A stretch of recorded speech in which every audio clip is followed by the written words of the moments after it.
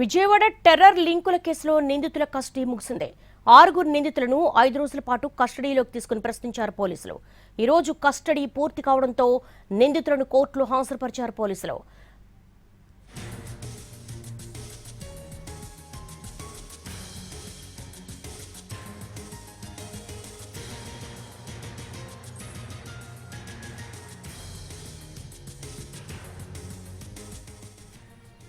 విజయవాడలో సంచలనం సృష్టించిన టెర్రర్ లింకుల కేసులో పురోగతి కనపడుతోంది. నిందితులను కస్టడీకి ఇవ్వాలని పోలీసులు కోరారు. ఆ తర్వాత వాళ్ళ కస్టడీ కూడా ముగిసింది. 6 నిందితులను దాదాపు 5 రోజుల పాటు కస్టడీలోకి తీసుకుని ప్రశ్నించారు పోలీసులు.